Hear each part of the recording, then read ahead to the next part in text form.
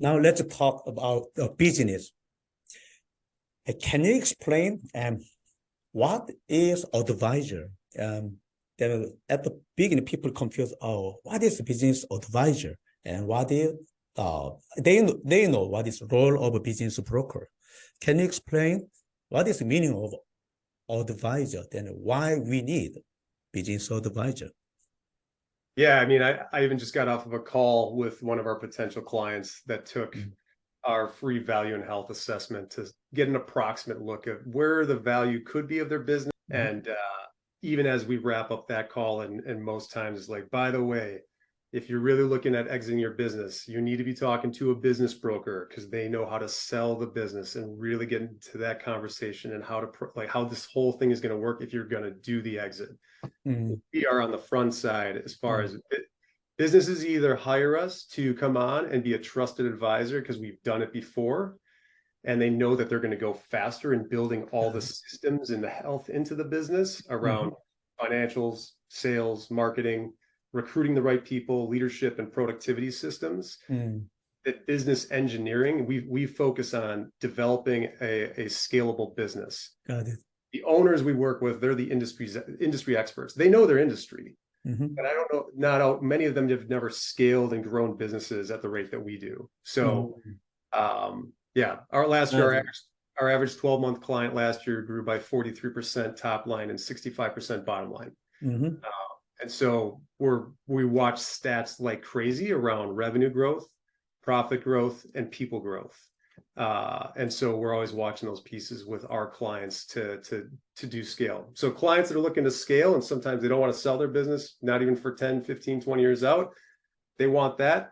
And then there's a lot that come in with the end in mind. I want to sell within 1 to 5 years, but I also want to make sure that I don't have a discount on my business. So I heard that Cultivate, that you are the ones that you've been through this process before. And how do I make sure I've got a machine that the buyer would know that they're buying an awesome business that is like built and ready to grab onto and go and continue making money and scale into the future. So our role is more on health and scale, while the brokers are the phenomenal folks that make the magic happen at the end so that they really do have the exit. So we are not licensed brokers. We have a lot of relationships with many big business brokers across the US. So got it.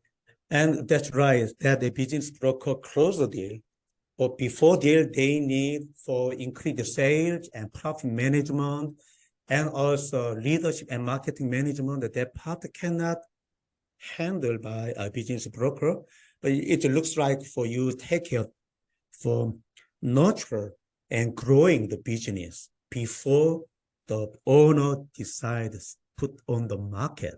That is great teamwork with the business broker, right? Yes. Many business brokers meet businesses and they know like this thing isn't even ready for sale, right? That's where they a lot of times have us get involved and bring them back to them.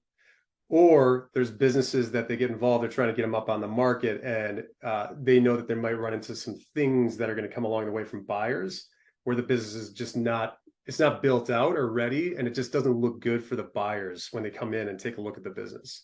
So we're ultimately involved in making sure that this operation is a well-oiled machine from people to systems to processes and plans and strategies for the future. People walk in seeing the vision of where this thing can go because those are many times business owners don't have that really clearly laid out or forecasted on the future. So do you have any case, success case or testimony from your client? Can you share 1 or 2 case, please? Yeah, we lots of case studies. So I could send you a bunch. You can go to our website.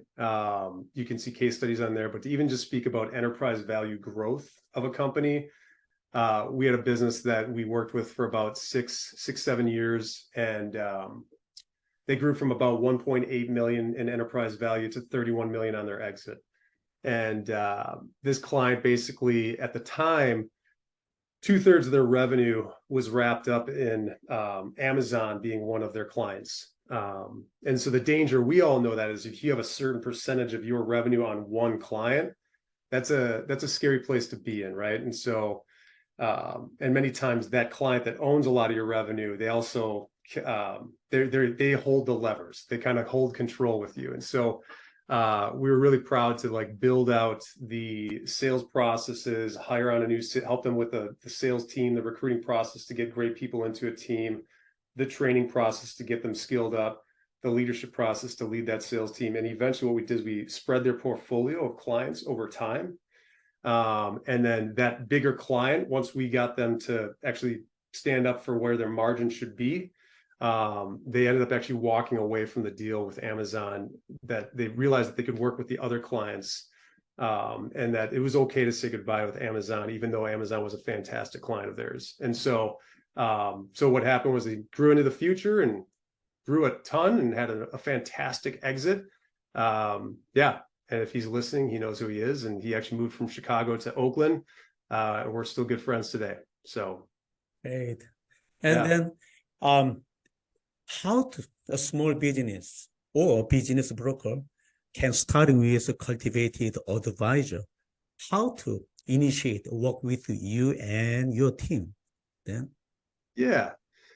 So the way a lot of our business brokers work with us is they have us on standby that anytime they're in a conversation day to day talking to business owners, trying to find clients for them to help on their exit, anybody that said, no, not right now, I'm not ready to exit, but thank you, I'll be in touch, but I just don't see myself selling for like 5 to 10 years.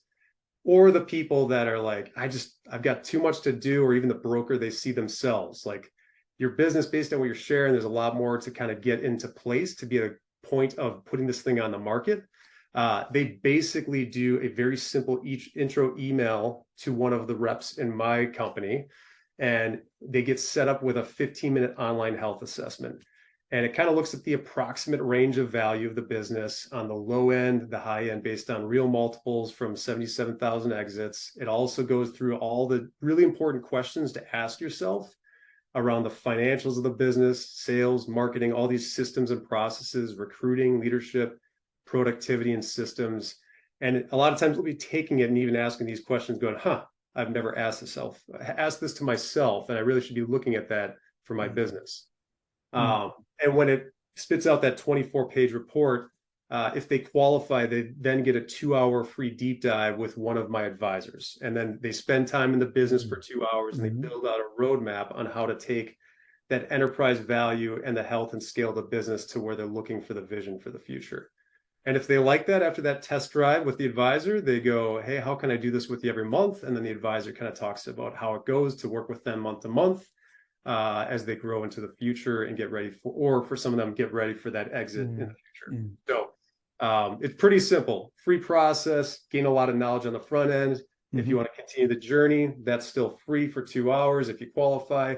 And then if you love what you're feeling and our advisors feel a lot of confidence too, let's jump in and go. And so that's how we work with our brokers all the time. They just really lean into us of being their advising arm on readiness for actually selling the business. But then you said simple, but that is not easy. If you small business owner not listen, then do you have a specific way of approaching to solve a problem? As like for advisor, you found out some problem in the business. Then do you have a specific way to solving? To solving problems? Yes. Yeah, I think, and I could send you even just like we've got a white paper on problem solving and like how to approach problems. But I think the biggest challenge, and we do this every day, I'm sure you do it, I do it personally, we do it in our businesses, and we see smoke and we like act on it really quickly, even though we don't know like where's the smoke coming from, what is actually the root cause of it, right? And so it's really taking a step back, and when there's a problem, it's diving deep into understanding it as much as you possibly can first before you make any assumptions. And with that process of asking any question you possibly can, getting input from anybody that is touching that problem, and like really understanding their thoughts around what's working, what's not working, facts, feelings. What does data say? What do feelings say? And then you kind of take all that and you put it in front of you, almost kind of like the show House. If you've ever watched House, it's like You don't just quickly like diagnose the issue and go like, here's how we're going to do this. Like, give them this medication. It's more of like, we got to look at every symptom that's on the table, the data, everything. And what you many times find is that you would have put a Band-Aid on it versus actually truly solving the real wound, the real root problem. So my biggest thing is like, slow down there a lot and look at everything and write it out and see what you're seeing, and get other people involved that touch that issue. And if you start there, I promise you, you will probably solve more of the root versus putting a Band-Aid on the issues in front of you. And so that's what we do every day in the boardroom. We're doing that, and then we're taking what we have figured out, and then we're building the new processes and the approaches and strategies into the future around the core methodology of any business. So. Got it. Okay. And this time we call it BB talk, BizBen talk. It is for I have send just as a question, simple question, and then most of the time we can listen from you and expert like you. And we are almost for last question is, Dan, what do you think in 2025? How do you prepare Cultivated Advisor to 2025, and how do all the business entrepreneur need to prepare for 2025? First of all, I love your question. I think that entrepreneurs do not think 2025. They're actually thinking about next week. They're thinking about next month. They're maybe starting to think about 2024, right? Like, we all do it because we're stuck in the business many days. We don't pull ourselves out of it to work on it. So I love your question because you're actually making sure we're thinking about the future beyond. How do you prepare for it?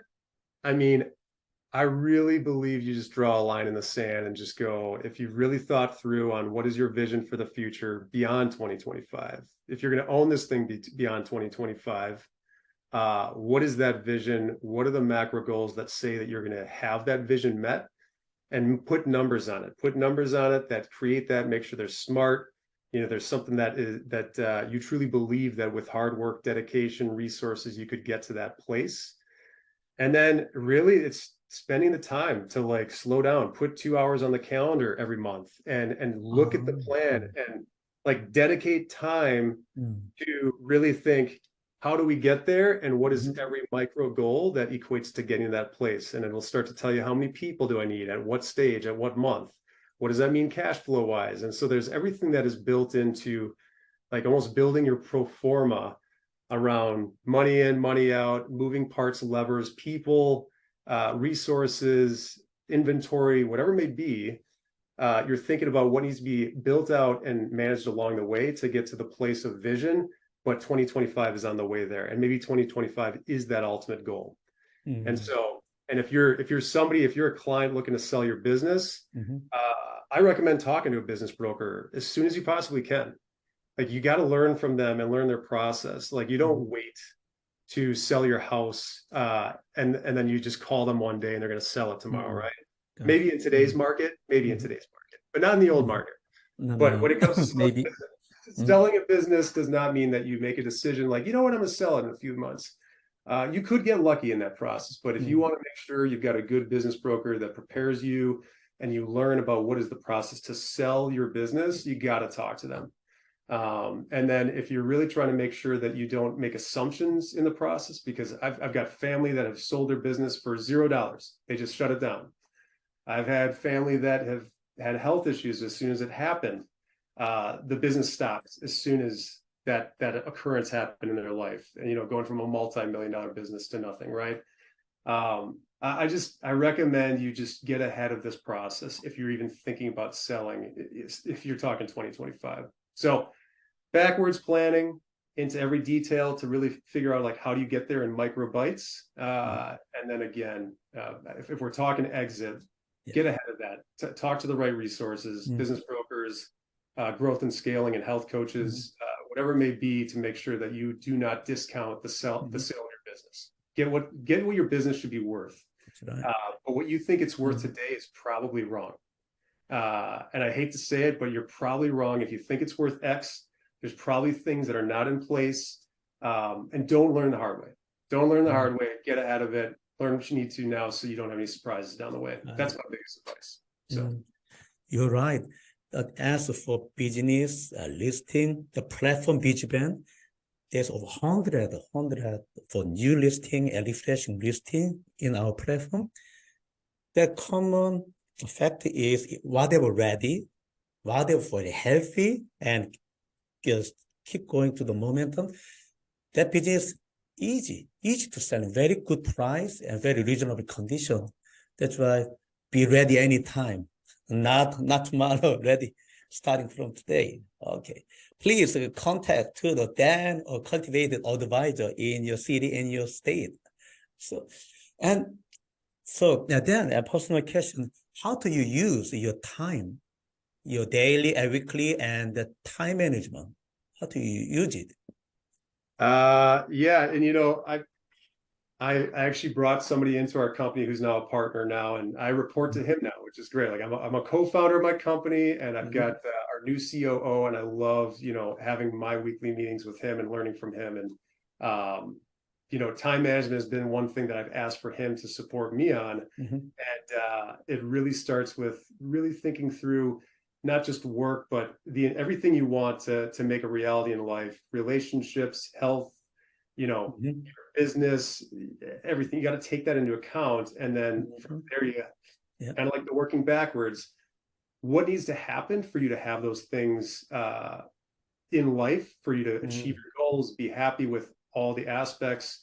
And now how much time do you need in a given day, week, month to require that?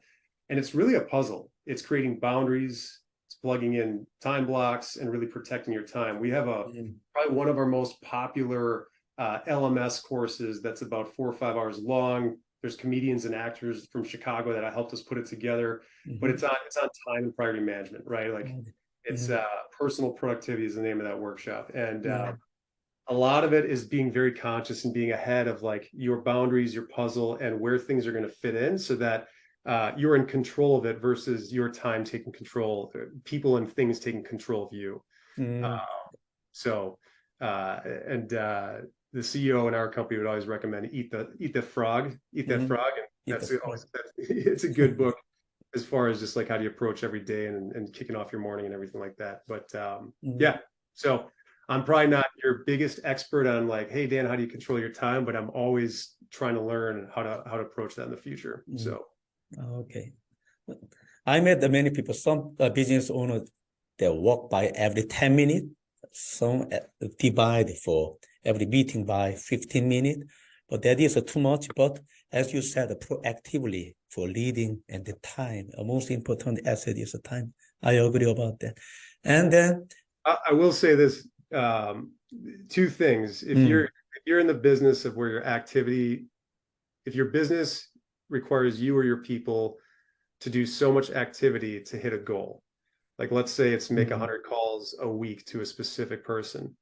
Well, if you put a 2-hour block of making calls, don't put down call block. Put down how many calls you're going to make in that 2-hour block, right? Like that, setting goals so you can have like, am I going to do that or not? And did I do that when I finished my 2 hours? That actually is a really important thing, because otherwise there's a lot of things you could do with those 2 hours when you get into that block. It's just called home, right? So, and then just also being conscious of, we live in a world of meetings. When we go, before we get on Zoom, before we get off of Zoom, you have a buffer built around the meetings or during the day where you have the ability to proactively prep for these meetings. You also have post time built in your calendar to execute the follow-up to those meetings. Because when we don't do that, meeting to meeting to meeting to meeting, and the next thing you know, it's just your brain is full, and then you're stressed out at night, and you're kind of going, how is this all?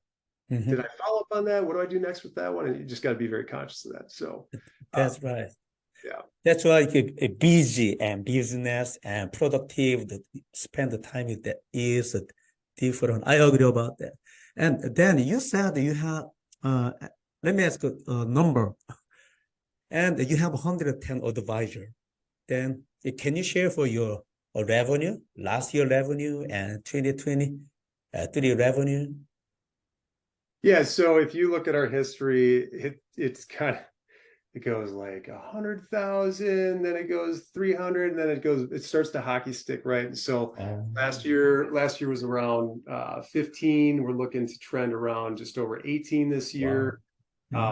we also, when I say 110 employees, it also includes an acquisition of Mm. our other service providers, which is a business brokerage, or not a business brokerage, a bookkeeping firm that we purchased.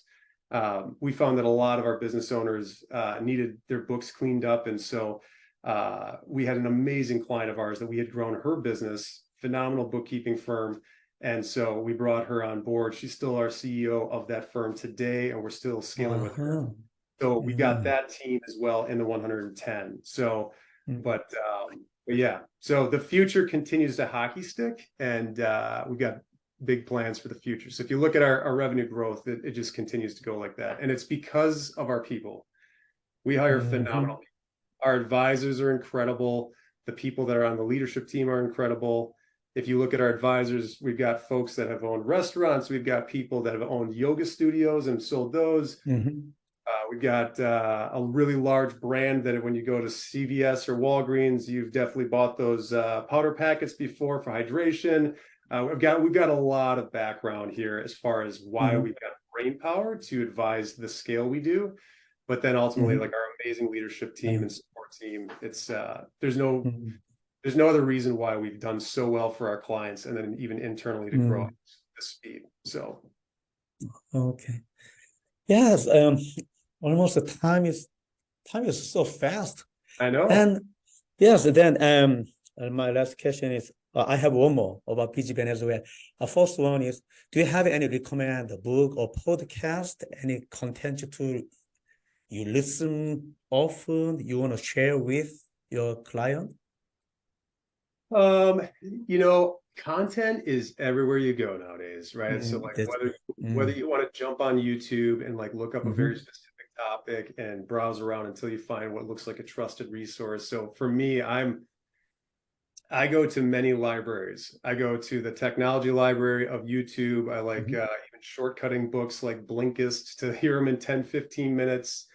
And I listen to a broad spectrum of podcasts on how people built their businesses. And so I don't have a one-stop shop, but I would say there's another thing that's just missing in that link is the other library I call is the brain library.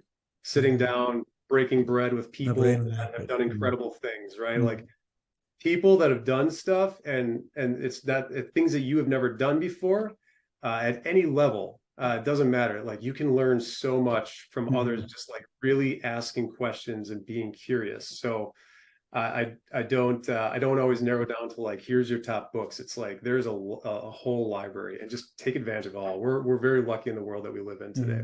So, okay. And any advisor, any advice to BizBen? To BizBen or to BizBen.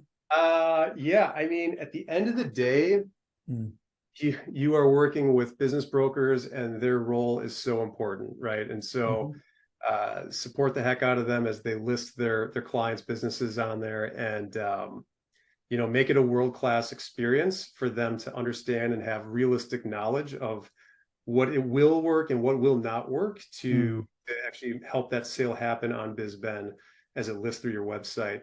And I always say, speak very transparently with your clients, and your clients are the business brokers, and it's their clients, the sellers, right? That's right. And buyers as well. And so it's just be very transparent in the whole process and deliver a world-class experience for them, from any communication they have before it's listed online to the communication after it's posted online. And no, I love what you guys do. I'm excited about your future, and it's awesome. Thank you, Dan, and your comment, your advice. Thank you. Now your time. Do you have any last comment, or before we finish this meeting? Yeah. Let's see here. I think at the end of the day, we as entrepreneurs just need to support each other. I think I said it at that big broker event, and we're all a team, right? So whether we are all service providers, BizBen, the business brokers, Cultivate Advisors, folks that are like EPI, Exit Planning Institute, that like really like, there's all these little things that we do, different aspects of supporting businesses on growing their businesses, to preparing for a sale, to actually the actual exit, to we just all got to be a resource and come together. Like, entrepreneurship is truly the lifeblood of this country, of the world. And so That's right. I always say that stop competing and start collaborating. And we all got to come together, learn from each other, and support each other. So that's my motto for all of us, providing for the entrepreneurs and to entrepreneurs as we communicate and support each other. So that's great. That's great life advice, not only for entrepreneurs, for all areas of our life. That's right. Thank you, Dan. Thank you, Dan, for your time. Let's meet in person. We will talk another story in the future. Sounds good. I'll be back. Thank you, Dan. Thank you for your time. Absolutely. All right, Joshua. Good to see you. Thank you. Thank you. Have a great day, Dan. You too. Thank you.